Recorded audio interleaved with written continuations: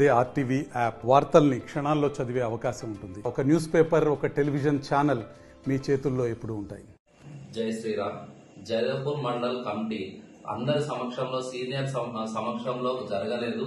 దీని సీనియర్ సమక్షంలో నూతన కమిటీని ఎన్నుకుంటే బాగుంటుందని చెప్పి మేము వ్యతిరేకిస్తున్నాం. ఆల్రెడీ కమిటీని అందరి సమక్షంలో కమిటీ ఎన్నుకుంటే బాగుంటుందని చెప్పి మేము ఆశిస్తున్నాం.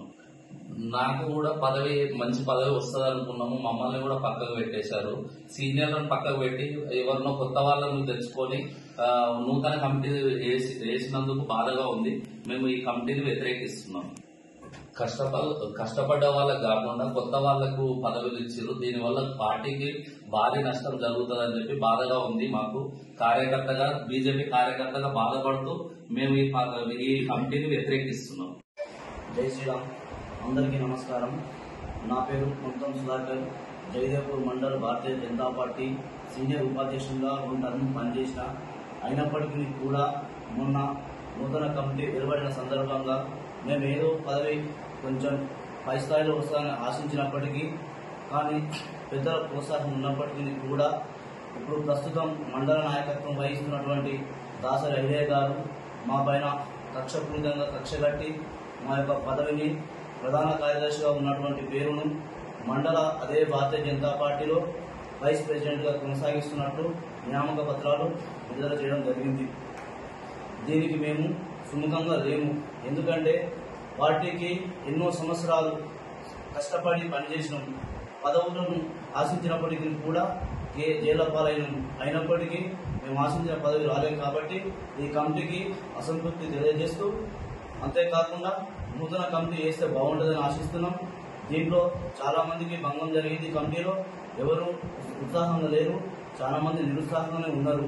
దీనిపైన ఒకసారి జిల్లా అధిష్టానం చర్య చేయాలని చెప్పేసి జిల్లా అధ్యక్షుడైనటువంటి మా యొక్క జిల్లా రథసారథి రంగీన్ మోహన్ అన్న గారిని తక్షణమే ఈ యొక్క వివరణ చేపట్టి అందరికీ కార్యకర్తలను గుర్తించి తగిన పదవులు ఇస్తే బాగుంటుందని ఆశిస్తూ ఉన్నాం అని.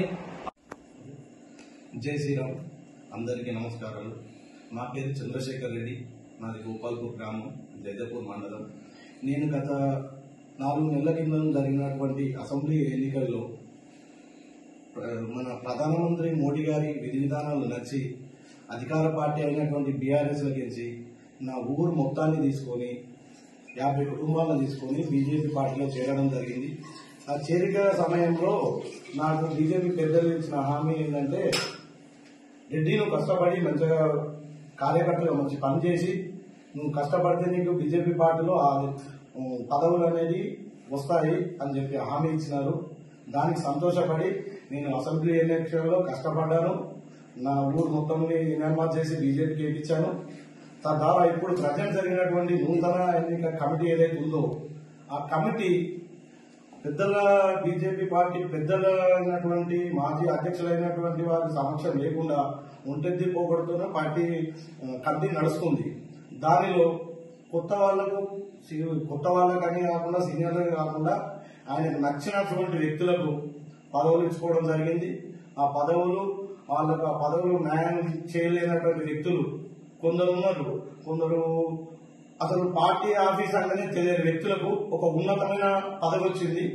అలాంటి సందర్భంలో మేము పార్టీకి కష్టపడి ప్రజల దగ్గరికి పోయి మన నరేంద్ర మోడీ గారి ఏమైతే వస్తున్నాయో ఏమైతే అంటే పథకాలు, కేంద్ర ప్రభుత్వం నుంచి వచ్చేటటువంటి పథకాలు మేము ప్రతి ఒక్క క్షుణ్ణంగా స్టేట్ గవర్నమెంట్ ఏం చెప్తుంది అంటే, కేంద్రం నుండి మనకి ఏం రాదు, మన స్టేట్ గవర్నమెంటే ఇస్తుంది అని చెప్పేసి గత పాలకుడు చంద్రశేఖరరావు గారు మొత్తం తెలంగాణ ప్రజలను మభ్యపెట్టినాడు.